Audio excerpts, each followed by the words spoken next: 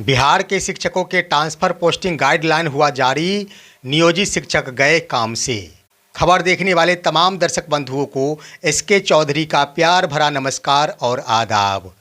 दोस्तों, बिहार शिक्षा विभाग ने आखिरी तौर पर शिक्षकों के स्थानांतरण एवं पदस्थापन से संबंधित गाइडलाइन जारी कर दिया है। जैसा कि पिछले दिनों ही एसीएस डॉक्टर एस सिद्धार्थ द्वारा ये बातें कही गई थी कि सोमवार को गाइडलाइन जारी कर दिया जाएगा।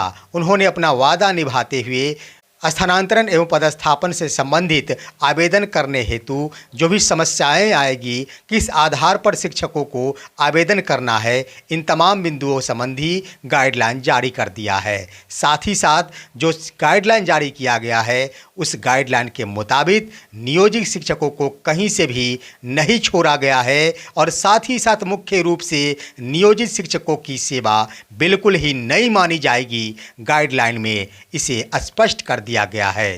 दोस्तों, आखिर क्या इसमें मुख्य बिंदु सम्मिलित किया गया है? इससे पहले कि इस पर हम विस्तार पूर्वक चर्चा करें, अगर आपने अभी तक हमारे इस चैनल सुसत्य वचन को सब्सक्राइब नहीं किए हैं तो कृपया अभी सब्सक्राइब कर लेंगे। दोस्तों, बिहार शिक्षा विभाग द्वारा आखिरी तौर पर शिक्षकों के स्थानांतरण एवं पदस्थापन से संबंधित गाइडलाइन जारी कर दिया गया है। गाइडलाइन के मुताबिक मुख्य रूप से पुरुष शिक्षकों को अनुमंडल पार जाना ही होगा। इसमें किसी भी प्रकार का राहत नहीं दिया जाएगा।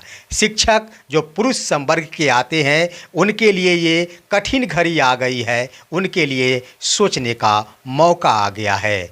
वही दोस्तों, आइए हम बारी बारी से मुख्य बिंदु जो कि इस गाइडलाइन में सन्निहित किया गया है उस पर फोकस करते हैं, विश्लेषण करते हैं। दोस्तों, मुख्य क्रम में हम शुरुआत करेंगे खास तौर पर नियोजित शिक्षकों के लिए।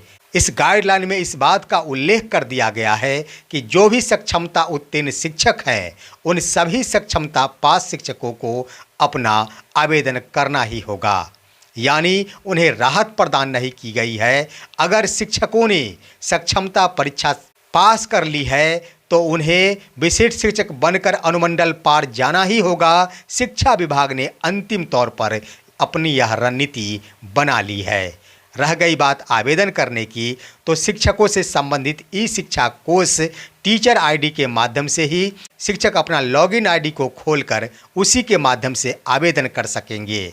शिक्षक ही अपने ही आईडी से आवेदन करेंगे और आवेदन के क्रम में वैसे शिक्षक जो कि असाध्य रोग से पीड़ित है, वैसे शिक्षक जो कि किसी भी प्रकार का राहत चाहते हैं, जिनके लिए स्थानांतरण एवं पदस्थापन नीति के अंतर्गत राहत संबंधी प्रावधान किया गया है, उन शिक्षकों को उससे संबंधित दस्तावेज भी अपलोड करना होगा। जैसे कोई भी शिक्षक अगर चिकित्सा प्रमाण पत्र के आधार पर राहत लेना चाहते हैं तो उन्हें चिकित्सा प्रमाण पत्र निश्चित रूप से अपलोड करना होगा। दोस्तों, नियोजित शिक्षकों के बारे में मुख्य रूप से कह दिया जाए तो शिक्षा विभाग ने इन्हें स्थानांतरित करने के लिए पूरी ताकत लगा दी है कि चाहे जो कुछ भी हो जाए, अनुमंडल पार हमें भेजना ही है। शिक्षकों को किसी भी प्रकार का राहत नहीं देना है। सबसे बड़ी बात, ये जरूरी नहीं है कि अगर आप जो विकल्पों का चुनाव करते हैं वो विकल्प के आधार पर अगर आपका विद्यालय आवंटित नहीं होता है तो उससे उच्च स्तर का आपका विद्यालय आवंटित कर दिया जाएगा। उदाहरण के रूप में पुरुष संवर्ग के अगर शिक्षक हैं, वो अगर किसी अनुमंडल का चुनाव करते हैं, उनके द्वारा विकल्प के रूप में अगर 10 अनुमंडल का चुनाव किया जाता है, उस 10 में से किसी भी अनुमंडल के अंतर्गत आने वाले विद्यालय उन्हें आवंटित नहीं होते हैं तो उन्हें जिला स्तर के विकल्प के आधार पर स्थानांतरित कर दिया जाएगा, पदस्थापित कर दिया जाएगा। यानी जिला स्तर उनका होगा, किसी भी विद्यालय में उन्हें पदस्थापित किया जा सकता है। रह गई बात कि आखिर विकल्पों का चुनाव शिक्षक कैसे कर सकेंगे। दोस्तों, इस गाइडलाइन में स्पष्ट कर दिया गया है कि शिक्षकों को कम से कम 3 विकल्प निश्चित रूप से चुनना होगा और 7 विकल्प अन्य चुने जाएंगे जो वैकल्पिक होंगे। 3 विकल्प मुख्य रूप से हर शिक्षकों को चुनना है, 7 विकल्प लोग एक्स्ट्रा के रूप में चुनाव करेंगे। लेकिन शिक्षा विभाग इस 10 में से किसी भी वैकल्पिक स्थान पर आपके विद्यालय आवंटित कर सकती है। वहीं महिला शिक्षिकाओं के बारे में कह दिया जाए तो महिला शिक्षिकाओं के बारे में भी इस गाइडलाइन में स्पष्ट कर दिया गया है कि उनके द्वारा पंचायत या फिर नगर निकाय हो 10 विकल्पों का चुनाव किया जाएगा। 10 विकल्प में से 3 विकल्प ही अनिवार्य है, 7 विकल्प एक्स्ट्रा के रूप में रहेंगे। इन 10 विकल्प में से अगर कोई भी विकल्प के आधार पर उनके विद्यालयों का आवंटन नहीं हो पाता है तो प्रखंड स्तर पर उनका विद्यालय आवंटित कर दिया जाएगा। उसका कारण इस गाइडलाइन में इस रूप में दिया गया है कि अगर रिक्ति नहीं होती है तो निश्चित रूप से उनका विद्यालय अलग आवंटित कर दिया जाएगा। कोई ज़रूरी नहीं है कि आपने जो भी विकल्पों का चुनाव किया है उसी विकल्प के आधार पर आपका विद्यालय आवंटित होगा। रह गई बात दोस्तों रिक्ति के बारे में, तो अभी तक शिक्षकों के मन में ये उधेड़बुन उत्पन्न हो चुकी है कि पूर्व से निर्धारित जो भी रिक्तियां हैं उसी के आधार पर शिक्षक एवं शिक्षिकाओं का विद्यालय आवंटित हो सकेगा। लेकिन आपको मैं स्पष्ट कर दूं कि पूर्व की रिक्तियां की अब कोई भी मायने नहीं रह गया है। छात्र और शिक्षक अनुपात में शिक्षकों का स्थानांतरण एवं पदस्थापन किया जाएगा। जो भी प्राथमिक स्तर के विद्यालय है वहां प्रति 30 स्टूडेंट पर एक टीचर की उपस्थिति की जाएगी, यानी 30:1 की स्थिति में शिक्षकों का विद्यालय आवंटित किया जाएगा। वहीं माध्यमिक एवं उच्चतर माध्यमिक विद्यालयों की बातें कह दी जाए तो वहां 35:1 के क्रम में शिक्षकों की पोस्टिंग की जाएगी, उनका ट्रांसफ़र किया जाएगा। यानी रिक्ति का कोई मायने नहीं रह गया है। कोई भी शिक्षक पूर्व की रिक्ति की गणना करना छोड़ दे। पूर्व की रिक्ति अब कोई काम के नहीं रह गए हैं। छात्र शिक्षक अनुपात में विद्यालयों का आवंटन हो सकेगा। उदाहरण के रूप में अगर देख लिया जाता है कि कोई भी शिक्षक या फिर शिक्षिका कक्षा 6 से 8 की शिक्षक या फिर शिक्षिका है, उनके द्वारा रिक्तियां देखी जा रही है तो ये रिक्तियां अब देखने की कोई आवश्यकता नहीं है। छात्र शिक्षक अनुपात में ही उनका विद्यालय आवंटित हो सकेगा।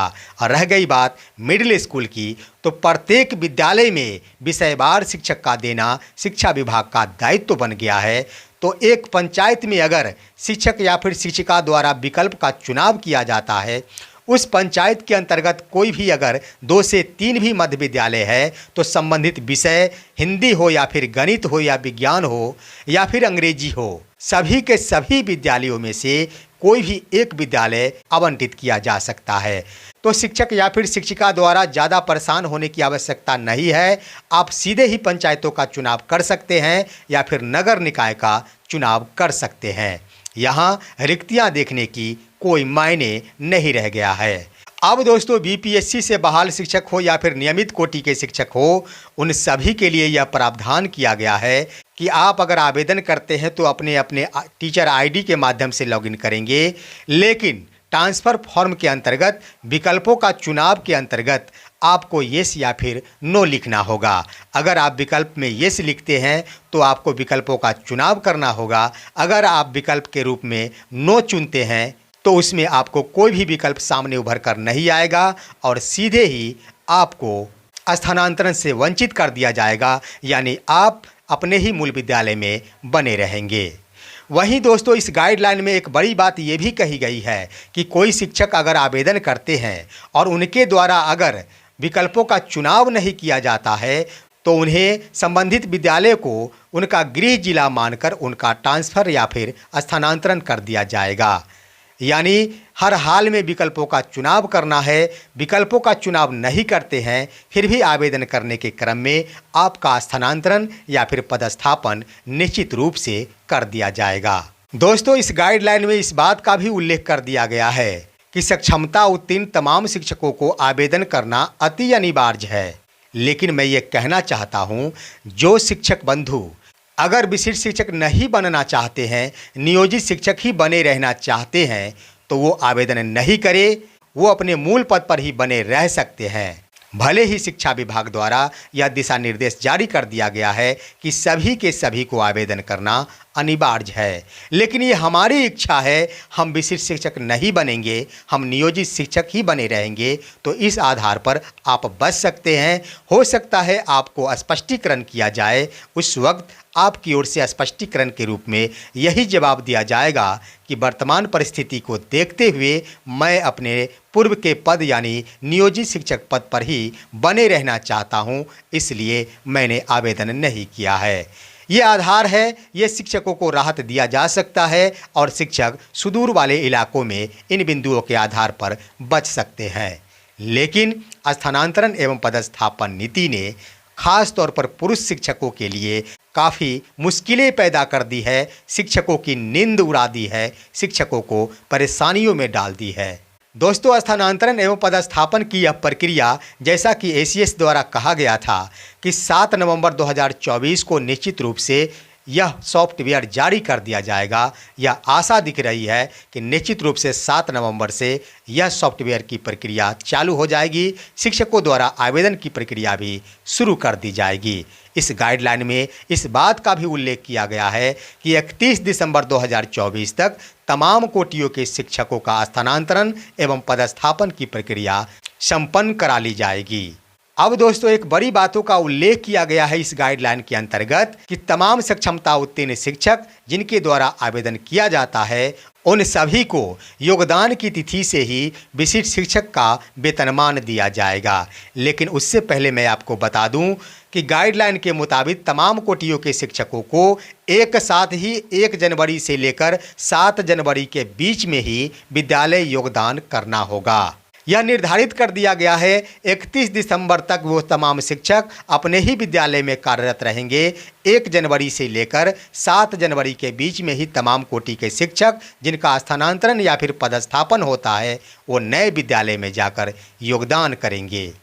दोस्तों, इस गाइडलाइन में इस बात का भी उल्लेख कर दिया गया है कि सक्षमता उत्तीर्ण शिक्षक खास तौर पर योगदान की तिथि से ही विशिष्ट शिक्षक के वेतनमान के प्राप्ति के हकदार होंगे।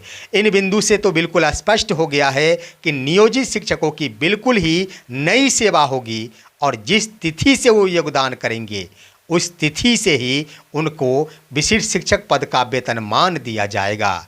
यानी दोस्तों, अगर आप 3 जनवरी को विद्यालय योगदान करते हैं तो 1 जनवरी और 2 जनवरी का पैसा नहीं मिलेगा। इस गाइडलाइन में यही स्पष्ट किया गया है और 3 जनवरी से आपको विशिष्ट शिक्षक पद के लिए जो वेतनमान का निर्धारण किया गया है वही वेतनमान देय होगा।